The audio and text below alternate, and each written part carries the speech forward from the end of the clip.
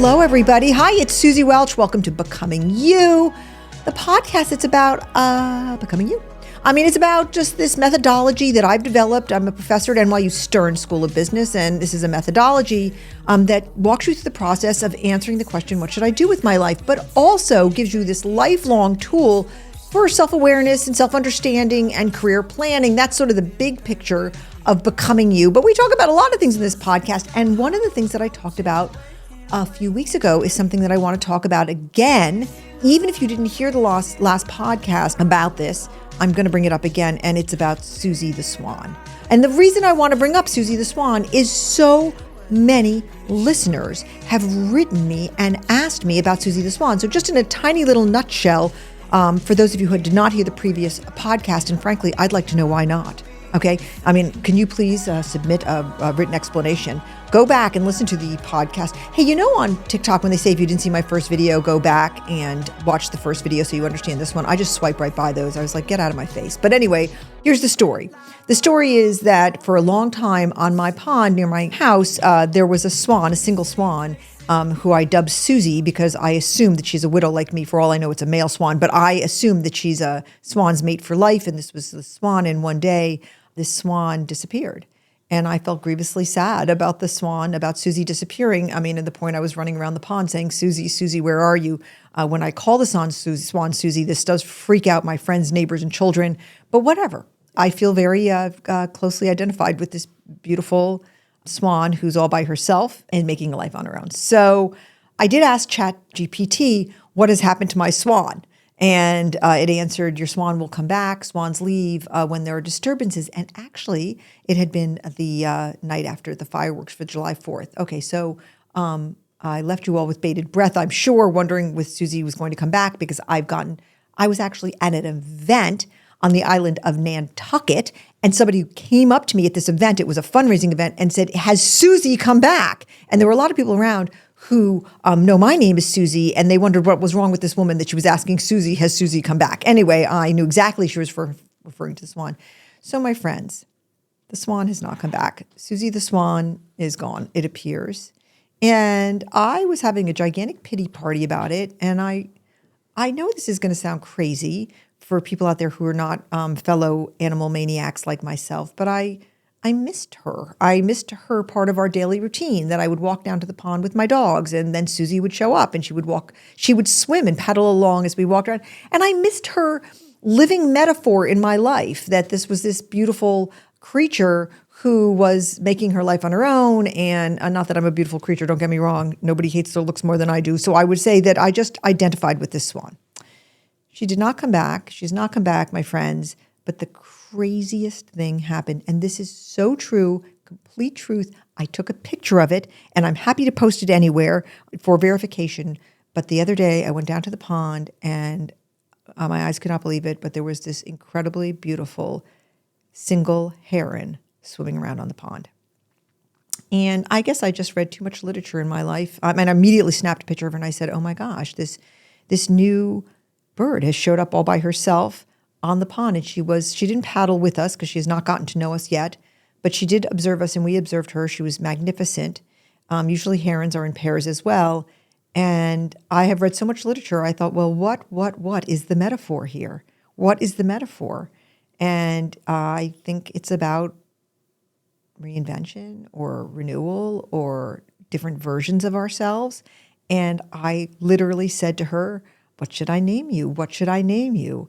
And I thought, I know exactly what I'm going to name you. I'm going to name you Emily, after Emily Dickinson, who has this magnificent, magnificent quote that has been dear to my heart for my entire adult life, where she wrote in one of her poems, which just has a number, by the way, no name to this poem. She wrote, we are not older with the years, but newer every day.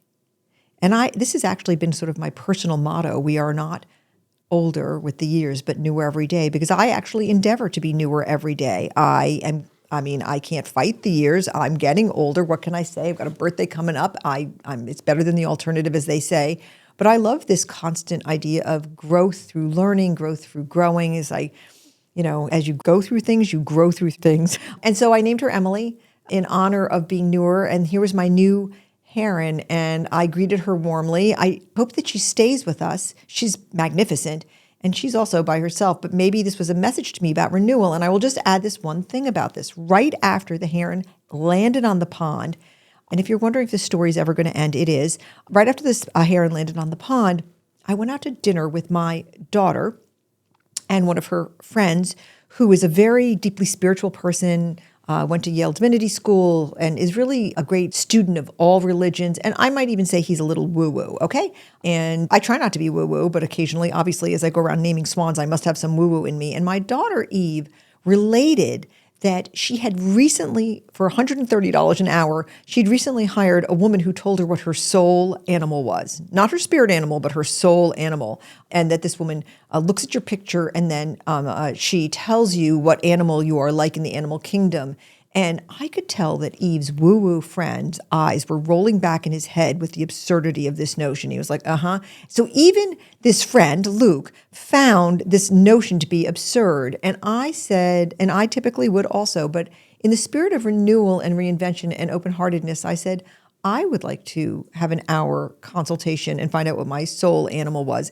Okay, secretly, I was hoping it was going to be a swan or a heron, but Eve was like, Mom, you are going to talk to the soul animal lady? And I said, yes, because I actually believe that we should try new things all the time. And I think that actually there are people on this earth with special gifts. I've met them. They just have some special gift to do something that's kind of not what you would expect. And maybe this woman has a very special gift. So I set up time with her and we sent her my photograph. She does this through a photograph, if you can believe it. And then I got on the phone with her, very excited to hear what my soul animal was. And then I will say for the next hour, she told me that my soul animal was the omega version of a wolf. And she said, you're not an alpha and you're not a beta. You're really an omega. You're sort of a supporter in the background. And I was like, Okay, so it's just, it was not, and I think she could see my face on the Zoom and she was like, is this not resonating with you? And I was like, and she suggested that maybe I never really wanted to be an alpha, but I was forced into the role of being an alpha. And all I can say is like, I was bossing people around when I was 2 years old. So I don't see myself in an omega role, and then the other thing she told me about wolves also didn't resonate. So this bumped along and I was glad I gave it the chance. And then it wasn't really working out and it was kind of sputtering out. And I ended up telling her the story of Suzy the Swan. And I said, is it possible that my soul animal is a swan? And she said, I don't think so. So I think it's on me really to interpret all of these events. And really the point of the story is this. Number one, Suzy the Swan did not come back. And sometimes versions of ourselves go away and they don't come back. And that can feel very painful, like it did when Suzy went away, and we lived through it. Number two, another animal or another being, another replacement, a new version of this Suzy the Swan showed up on my pond because I had eyes to see her. And I got really excited about it. And I thought maybe this is a message about renewal, and maybe this is about me changing my life and renewing myself in some way. Maybe I don't know. Maybe this means something and I am pondering it. And the third point of this story is that I went out on a limb and did something very woo-woo that I would not ordinarily do. And it didn't actually work out exactly as it was, but it was still an experience. And I learned a little something about myself and a lot about how self-aware I am about myself because I took Becoming You. I take Becoming You every single time I teach it. That's the end of the story. That's the story of Suzy the Swan and Emily the Heron and the Omega Wolf that I am not. And I just put it out there to sort of put a bow on that story. And now let's get on with the podcast.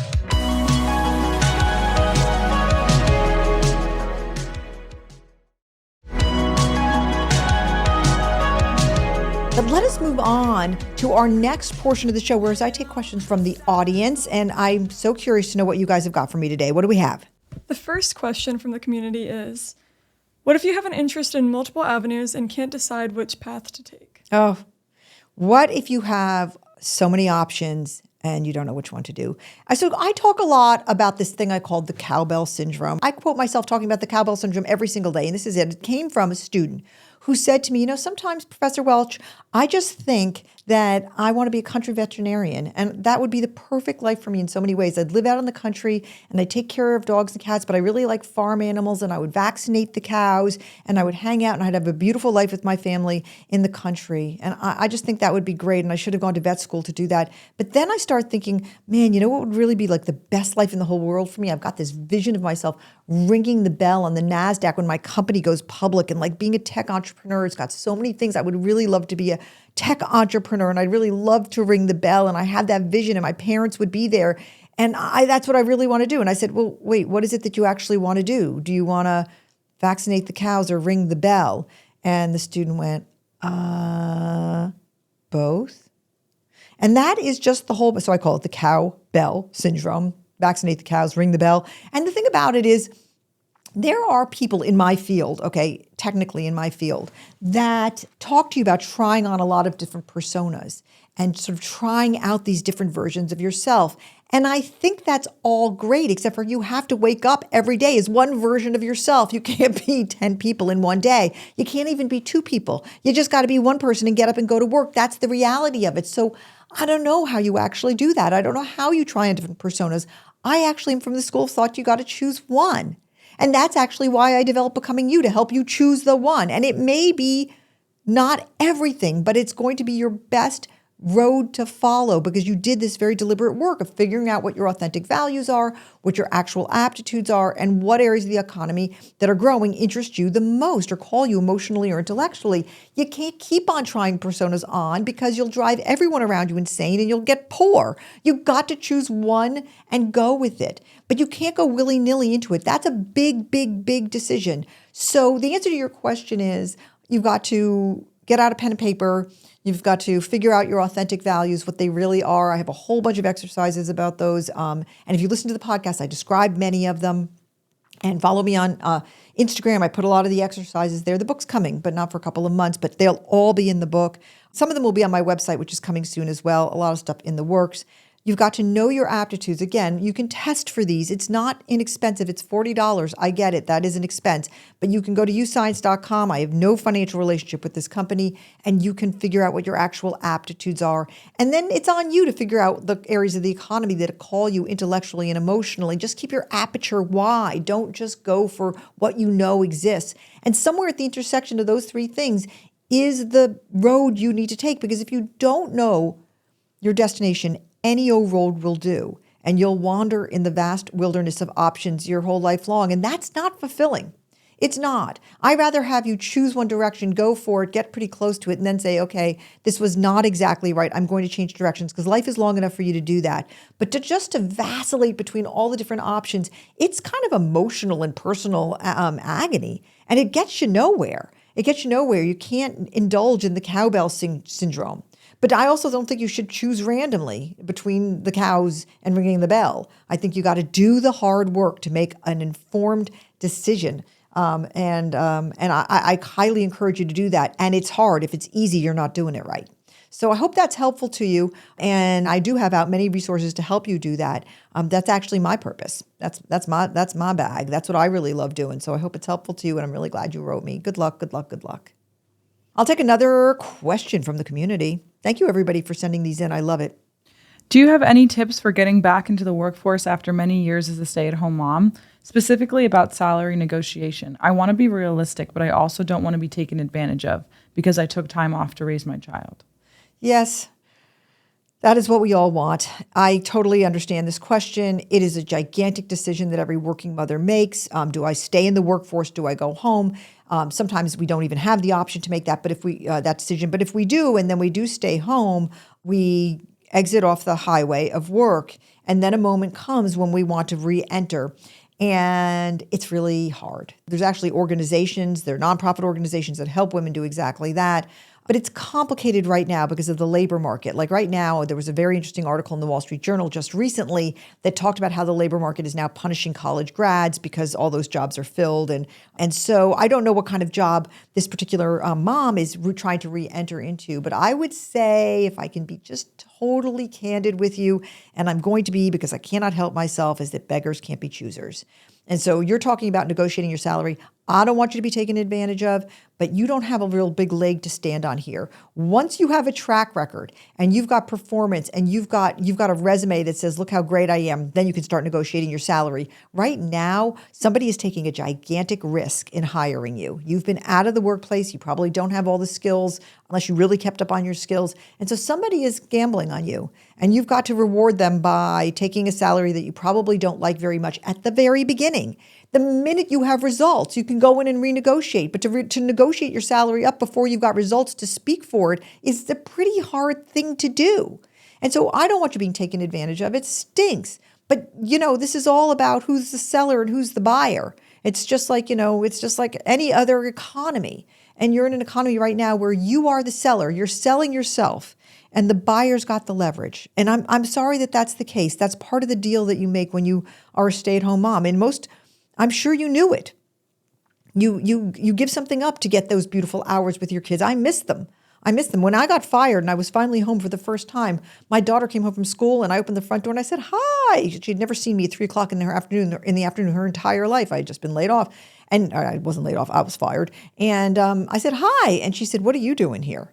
And I mean, the next 2 weeks when I was home with her every day, I just cried a lot. I cried all the time because I couldn't believe what I missed. I mean, I actually, with my own eyes, then saw all the things I had missed. It was agonizing. Would have I done it any other way? I didn't have any options because there was no sort of work from home in those days. Either you were in or you were out. And I'd probably, if I had to go back and redo my whole career, I would probably still stay working because it worked out so well. Okay, it did ultimately for me. But it wasn't like I didn't realize what I gave up with my kids. And so you didn't do that. And that's so admirable, and it was your personal decision, and everybody has to make their own decisions on this. There are no easy answers for working parents. None. Nobody has it figured out. Everybody feels guilt. It's kind of stinky. But guess what? The very good news is the kids grow up, and then they leave, and you're begging them to call you. So don't. It's all going to work itself out. Right now, you're in a hard place. Get the best first job you can. Show amazing results. Learn what you have to do, upskill yourself as quickly as you can. As soon as you've got a little bit of a track record, level the playing field. But I would advise you strongly not to try to level the playing field before then. I'm sorry. I know this is a hard message, and maybe you disagree. If you do, let me know. And I wish you all the best. Keep us apprised here on Becoming You. Please, please, please.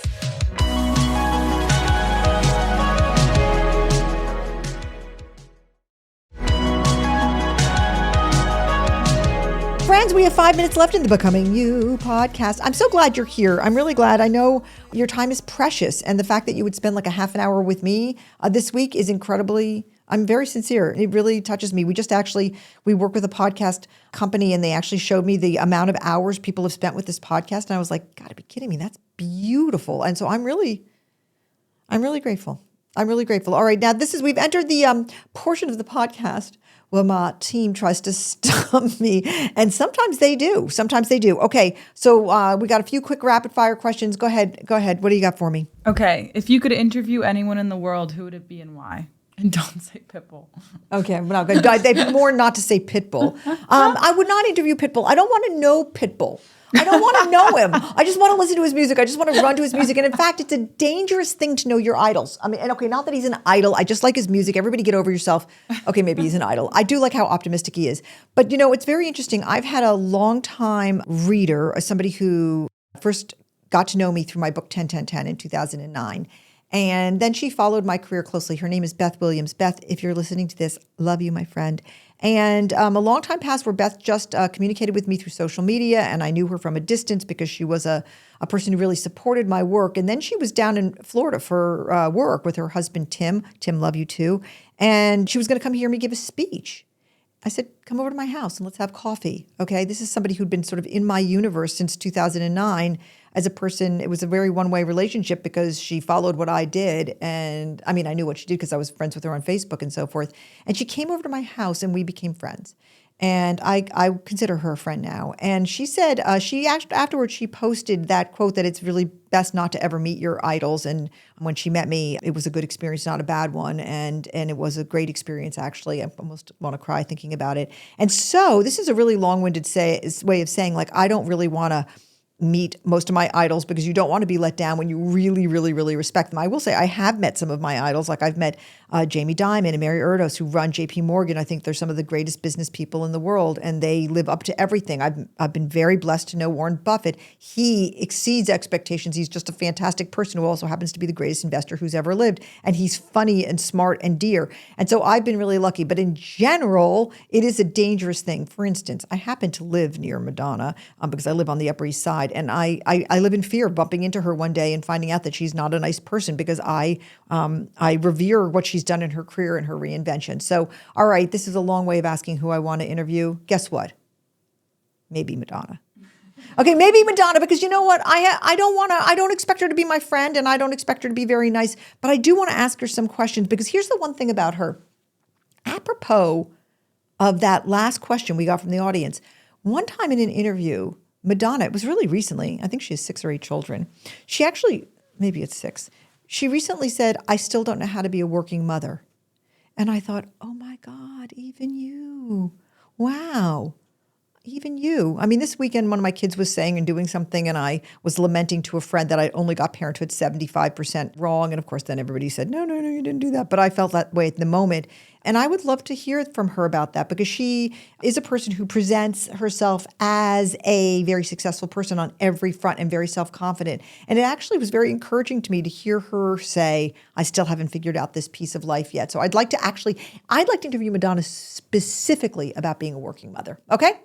Does that answer your question? You did not stump me with that one. All right, let's do one last question. I know we're probably running over, but what do we got? What question do you wish people asked you more often? What question do I wish people ask me often? I know one question I wish they wouldn't ask me anymore. I actually have a personal animus against a certain question. What is wrong with me? But I hate the question, how are you?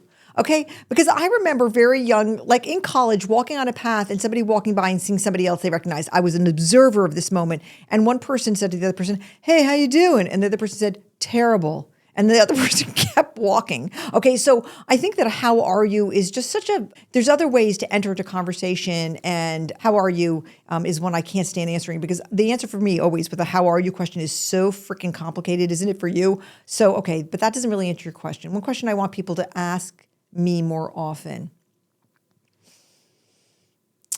Hey, Suzy, can you explain becoming you?